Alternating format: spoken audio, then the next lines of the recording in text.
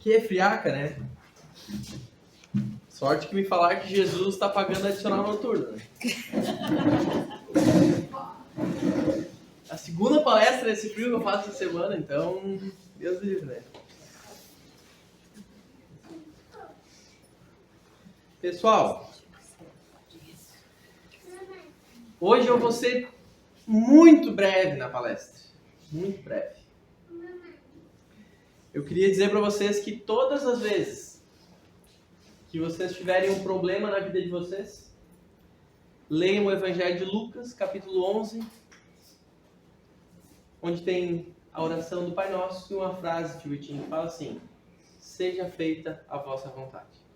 Então toda vez que tu tiver um problema que tu acha que está sem solução, te conecta com a espiritualidade e diz: seja feita a vossa vontade. Obrigado, a palestra era essa. Podia ser, tá, pessoal? E às vezes a gente não para pensar, e a gente que faz isso aqui há muito tempo, a gente repete muitas frases. E o Pai Nosso, então, meu Deus, o Pai Nosso, nós já gastamos ele. O Pai Nosso, ele chegou até no jogo de futebol, né? Quem já jogou futebol amador aí sabe, né? Lá no vestiário, antes de entrar em campo, a galera faz a rodinha e grita o Pai Nosso, né? Nunca adiantou nada, né? Porque os dois times rezam o Pai Nosso. Então, se fosse por Pai Nosso, era 1-1, né? Mas a gente repete tantas vezes, e quando a gente repete muitas vezes uma coisa, ela vai ficando ordinária, né? Comum, rotineira, e a gente não percebe essas coisas. E Jesus proferiu uma única prece. Jesus ensina uma única prece, que é o Pai Nosso. O Pai Nosso é ditado por Jesus. Já pararam para pensar nisso? Porque a gente tem no Evangelho segundo o Espiritismo mesmo, se você pegar no final do Evangelho, aqui bem no final, o último capítulo são coletâneas de preces espíritas, ditada pelos espíritos. Mas o Pai Nosso é ditado por Jesus.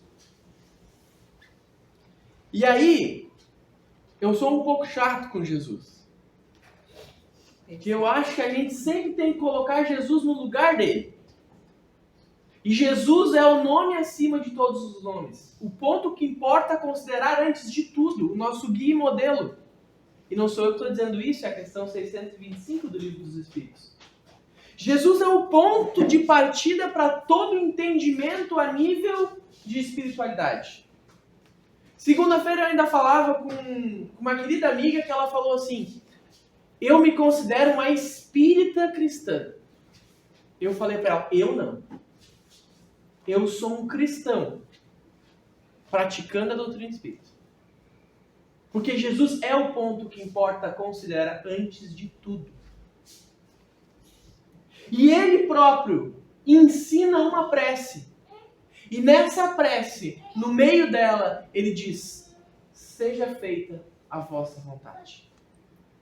Jesus, no alto da sua perfeição moral, da sua elevação espiritual, ele tem a humildade de se prostrar diante de Deus e dizer: Pai, seja feita a vossa vontade.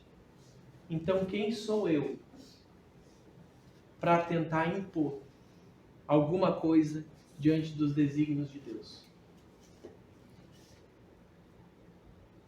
Eu acho que eu já devo ter falado isso umas 20 vezes só aqui nessa casa.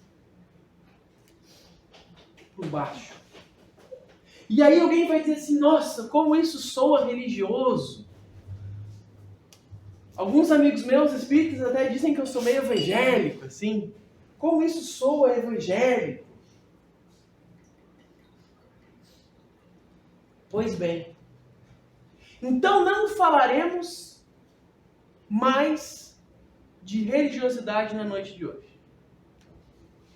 Falaremos única e exclusivamente de ciência. E eu vou até onde a minha mente conseguir.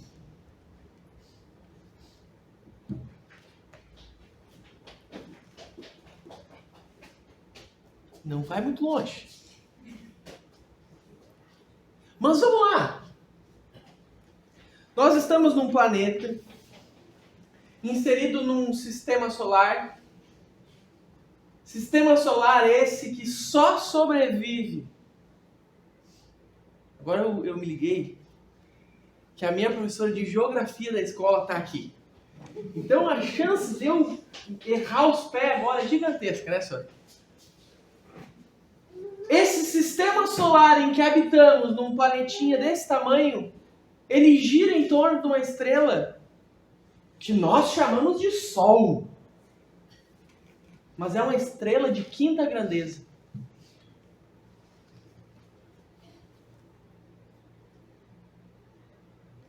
Vou resumir de forma muito simples para vocês. A gente mora no canto do universo. Mas aí, Cida, tu vai me dizer assim, tá, mas onde é que termina esse universo? Não termina. E aí, eu vou abrir um parênteses para contar uma história para vocês. Eu sempre fui um pouco metido. Desde criança, né, senhor? E lá quando eu tinha uns 20 anos de idade, um grande... É difícil a gente chamar as pessoas que são mais velhas do que nós de amigo, assim, né? Que quase é uma figura paternal, assim. Mas um grande amigo, pai de um amigo meu, me disse assim, Gui, tu precisa estudar Camilo de Flammarion. Camilo de Flammarion era um amigo de Kardec, contemporâneo de Kardec lá. E tem um livro dele chamado Narrações do Infinito. Não leiam. O Junei me mandou eu ler esse livro quando eu tinha 20 anos de idade. Eu comecei a ler. Não entendi nada. E esse ano eu decidi ler esse livro de novo. Terminei de ler. Mas confesso para vocês que continuo sem entender uma boa parte. Mas para vocês que quiserem, pesquisem. Narrações do Infinito, Camilo de Flammarion.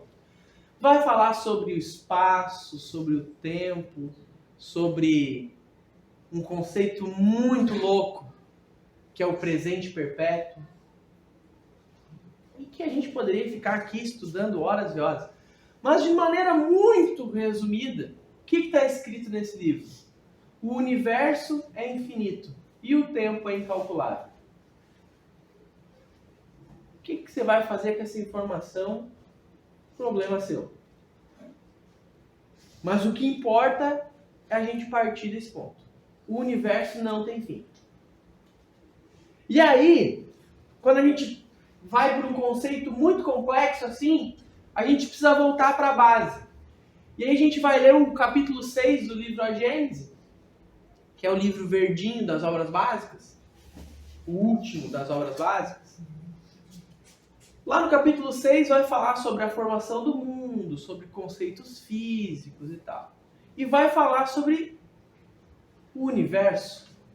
E os espíritos vão dizer que Deus semeia sem parar universos, assim como semeia pequenas plantas numa infinita pradaria. Então o universo é infinito e Deus está sempre criando. É muito difícil a gente conseguir entender isso. E acreditem, eu gastei alguns dias da minha vida nisso.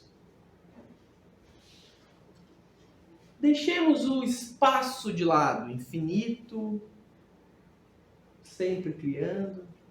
Algumas teorias físicas já falam em multiversos, em dimensões acopladas. Esquece o espaço. Vamos para o tempo. tempo é incalculável. Eu e você somos infinitos.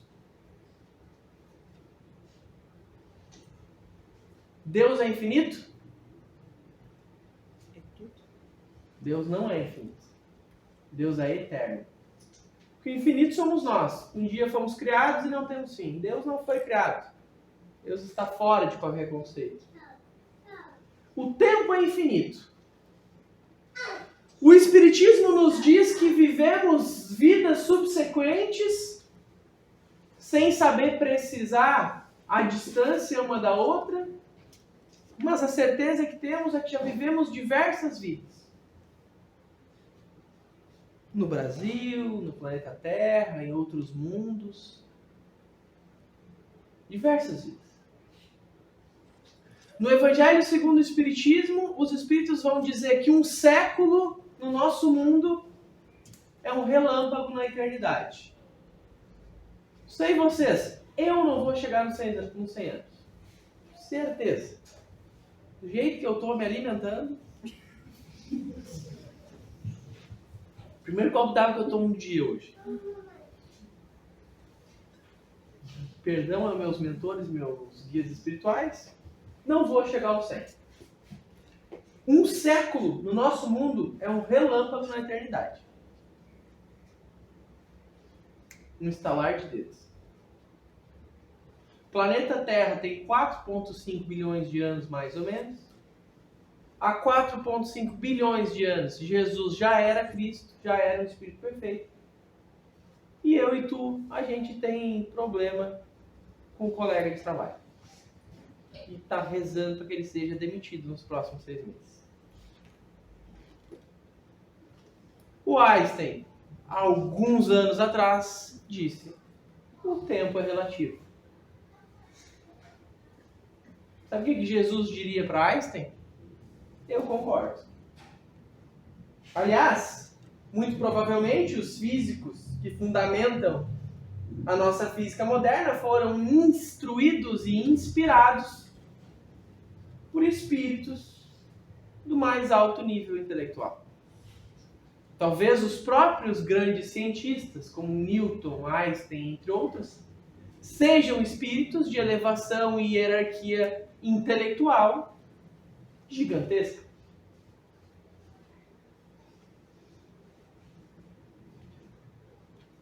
Faz 15 minutos que eu estou falando de ciência. Sabe para quê? Para chegar num ponto em que a minha mente não vai conseguir entender. Até um ponto que a sua mente não vai conseguir entender. Até o ponto em que, se nós pegarmos aqui a pessoa mais inteligente do salão, ela não vai conseguir entender. E esse é o grande ponto. E sabe quem tem uma dificuldade enorme de aceitar isso? Eu. Tem pessoas que são 95% coração e 5% razão. Sabe, essas pessoas que se emocionam, que se entregam, que abrem o peito e conseguem se dedicar a uma doutrina, a uma religiosidade. Essa pessoa não sou eu. Eu talvez seja 95% razão. E quando eu falo isso para os meus amigos, a reação deles é das mais absurdas. Porque no meu círculo de amigos eu sou a pessoa mais religiosa. Mas eu preciso entender. Talvez isso seja da minha própria criação espírita. Sabe, talvez alguns de vocês digam assim: eu era católico, hoje eu sou espírita. Eu era evangélico, hoje eu sou espírita. Ou então eu sou católico, mas eu gosto de vir aqui no centro espírita. Eu não tenho essa história para contar. Eu sempre fui espírita. E o espiritismo bate muito na tecla de uma fé. De uma fé. Eu não preciso nem falar. De tanto que vocês já ouviram isso aí. E eu fui criado aqui dentro. E literalmente aqui dentro dessa casa. Então eu preciso entender as coisas. As coisas precisam fazer sentido para mim. Até quando a gente precisa dizer, olha, eu vou até aqui. A partir daqui eu entrego, confio, aceito e agradeço. E sabe, eu faço palestra desde os meus 15, 16 anos de idade, né, dona Doroti? Aqui mesmo. Quando eu comecei a fazer palestra, eu já tinha sido evangelizado na doutrina espírita e eu acreditava que eu tinha as respostas para tudo. Hoje eu vejo que eu não tinha entendido as perguntas. E me sinto hoje muito mais esclarecido, tio Vitinho, do que há 15 anos atrás. Tendo a certeza de que sei muito menos do que eu achava saber. Pode parecer um pouco paradoxal, né? Hoje me sinto mais esclarecido ao saber que sei muito menos do que pensava. Porque a gente estuda demais, lê demais, a doutrina espírita nos dá livros e livros quase que ao infinito. Se recortássemos apenas a fatia dos livros psicografados por Chico Xavier, não daríamos conta de ler tudo. Então a doutrina espírita ela nos explica, ela nos dá conteúdo e a gente estuda, e a gente prepara a palestra, e a gente vem no grupo de estudos. Mas a gente vai, estuda o espaço, o tempo, a física, a geografia, e chega um momento que a gente bate no teto. Em que eu chego no meu limite intelectual. E eu preciso olhar para Jesus e dizer, Jesus, até aqui eu entendi.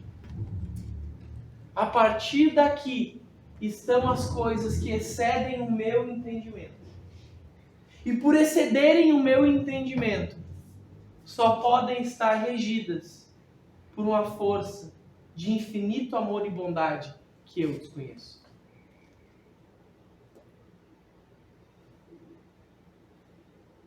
Sabe? Quando a lagarta se entrega, a borboleta aprende a voar. Mas é preciso um movimento de entrega, de aceitação, de entendimento, de obediência e resignação que diz, olha, tem coisas nessa vida, nessa existência, que eu não sou capaz de explicar, que a ciência não é capaz de explicar. E sequer as palavras que temos não são capazes de explicar. E os Espíritos, no livro dos Espíritos, que para mim é genial o livro dos Espíritos, porque é pergunta e resposta, que é para ficar mais fácil da gente entender. Tem diversas respostas do livro dos Espíritos. Podem procurar e me cobrar. Que os Espíritos vão dizer a Kardec, olha, a gente até poderia responder a tua pergunta, mas vocês não iam entender. Outras tantas perguntas, os Espíritos dizem assim, olha, vocês não têm palavras para que possamos explicar esse conceito. Então, minimamente, os Espíritos tentam nos dizer que o espaço é infinito, o tempo é incalculável, somos seres milenares. E tudo isso excede o nosso entendimento. Excede a nossa razão. E é preciso nos prostrarmos diante de Deus e dizer, olha, eu não, daqui para frente, entendi mais nada. Mas eu entrego, aceito, confio e agradeço. Ai, Gui, mas que visão pequena da vida, não é a minha, é a de Jesus. Vocês não vieram aqui hoje ouvir o Guilherme nesse frio de renguear Cusco, como diria minha avó. Vocês vieram ouvir a mensagem do Evangelho, porque a mensagem transcende o mensageiro. A palavra transcende o portador.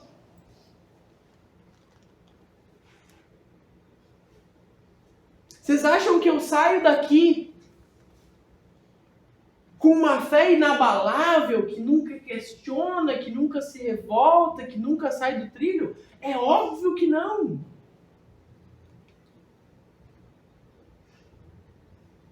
Vocês ouvem uma palestra minha por mês. Eu ouço todas.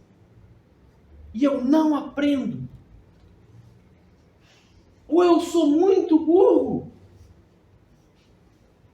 ou é porque tem coisas que excedem o nosso entendimento.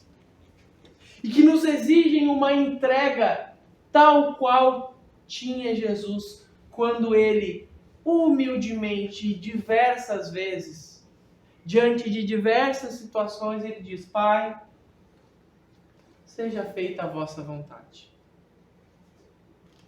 Jesus é o espírito mais sublime que conhecemos, mais inteligente que conhecemos, e até mesmo ele entende que está sujeito a uma vontade de Deus que excede o nosso entendimento.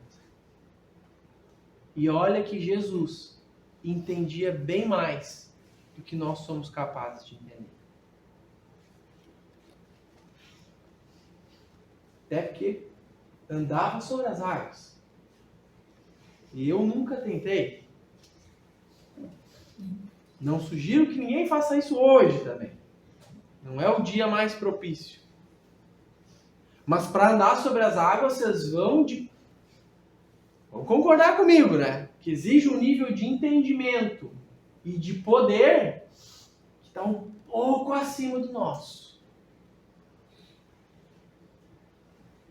Para fazer curas e milagres iguais aos que Jesus fazia, é preciso um nível de poder que excede o nosso entendimento.